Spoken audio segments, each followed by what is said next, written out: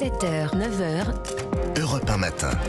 Europe 1, 7h12. Dimitri Pavlenko, vous recevez à présent le maire Les Républicains de Valence dans la Drôme, Nicolas Daragon. Bonjour Nicolas Daragon. Bonjour. Bienvenue sur Europe 1. Faut-il sanctionner financièrement les parents de mineurs délinquants tapés au portefeuille, là où ça fait mal, hein? L'idée revient sur la table après les émeutes de la semaine dernière. Emmanuel Macron y songe. Alors il se trouve, Nicolas Daragon, que depuis fin 2020, vous le faites dans votre commune. Vous avez supprimé des aides municipales aux familles dont l'un des membres est condamné au rappel à l'ordre pour trouble à l'ordre public. Racontez-nous ça, Nicolas Daragon, comment ça fonctionne ce système? Ça vous a valu quelques reproches, hein.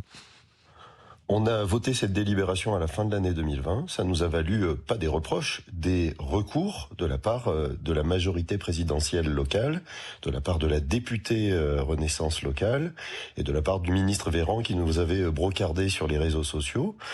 Tout ça n'a pas abouti, évidemment. Tous ces recours n'ont pas abouti. Donc ça veut dire qu'on a pu appliquer cette mesure depuis la fin de l'année 2021, qui est de pure logique, qui est de dire tout simplement ceux qui pourrissent la vie des gens ne doivent pas bénéficier de la solidarité communale. Et donc nous avons mis en œuvre ce dispositif au sein du Conseil des droits et des devoirs des familles. Systématiquement, lorsque nous recevons ces familles, nous leur disons si vous ne vous pliez pas aux mesures éducatives qui vous sont proposées, nous suspendons immédiatement les aides facultatives que la ville vous verse et nous mettrons en cause le bail d'occupation si vous êtes logé dans un logement social. Ah oui. Donc nous avons fait ça une vingtaine de fois. Nous avons dénoncé plus de 100 baux d'habitation par le bailleur social depuis 2015 et en accélérant depuis 2021, puisqu'il y a eu plus de difficultés en termes de violence urbaine notamment. Oui, alors ça représente quel volume financier pour les familles sanctionnées? Et puis quel bilan vous faites de cette action aujourd'hui, Nicolas Daragon? Est-ce que vous dites que la sanction financière fonctionne? Le volume financier, il est très faible parce que ce sont des aides facultatives de la ville. Ça veut dire que c'est l'accompagnement pour acheter une licence de sport, une adhésion dans une association culturelle ou un contrat municipal étudiant.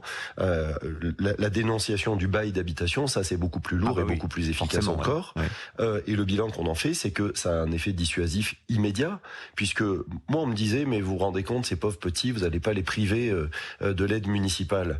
En vérité, c'est le budget familial qui est mis en cause dans ces cas-là, parce que lorsqu'on verse ce type d'aide, ce sont les parents qui perçoivent l'aide et qui font donc une économie sur leur budget. Et donc ça a été efficace systématiquement puisque la vingtaine de familles s'est pliée aux mesures éducatives alors qu'auparavant, ce type de famille était dans la provocation et le déni. Mon objectif est atteint, ça veut dire qu'on les fasse rentrer dans un dispositif éducatif et qu'on arrête de nous expliquer que ces mineurs sont excusés de tout et ne peuvent faire l'objet d'aucune sanction. Alors quand vous entendez lundi Emmanuel Macron, lundi soir, hein, lorsqu'il se déplace dans une caserne de police à la rencontre des forces de l'ordre et évoquer la possibilité de mettre en place des sanctions financières pour les parents de mineurs délinquants, le président parlant même d'un tarif minimum de la première connerie. Vous vous dites quoi? Victoire culturelle pour vous, Nicolas Daragon, vous qui le faites depuis maintenant près de 3 ans? Je me dis enfin, parce que dans notre pays, ça fait des années que plusieurs parlementaires ont déposé des propositions de loi, notamment de ma famille politique. Éric Ciotti l'a fait à plusieurs reprises, notamment sous la mandature de François Hollande. On n'a jamais réussi à le mettre en œuvre, alors que c'est une mesure de pure logique. Comment peut-on accepter que les impôts des contribuables français qui voient leur vie gâchée par ces jeunes servent à financer les familles qui n'assument pas l'éducation des enfants? La première mission des parents, c'est d'éduquer leurs enfants. J'ai vu récemment un préfet qui disait 2 gifles et au lit. La fessée est interdite maintenant en France. Mais à quel moment ça va s'arrêter? L'excuse de minorité, c'est la première chose qui est mise en avant par les jeunes quand ils sont interpellés.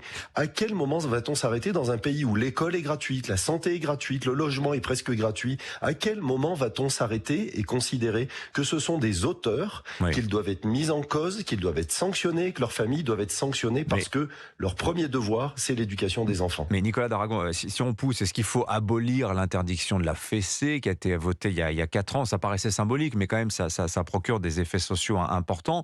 Et puis, pour revenir à notre question des allocations familiales, est-ce que c'est pas sortir vraiment le bazooka? Est-ce que ça n'est pas trop, finalement, de supprimer toutes les allocations familiales? Est-ce qu'il ne faut pas, par exemple, le cibler que pour l'enfant absentéiste ou délinquant? Parce qu'en l'occurrence, vous avez évoqué La proposition d'Éric Ciotti à l'époque, c'était pour l'absentéisme scolaire qu'il s'agissait de punir. Voilà, question en fait sur l'ampleur du dispositif. La proportionnalité. Exactement, voilà. Bien sûr, merci. mais il faut une proportionnalité et il faut que les sanctions soient conditionnées à un retour à la normale. Évidemment, c'est pas du définitif, c'est pas priver la famille de logement, de capacité à s'alimenter, etc. Mais il faut que ce soit proportionné, évidemment. Il faut que ce soit limité dans le temps et adapté à l'objectif qu'on se fixe.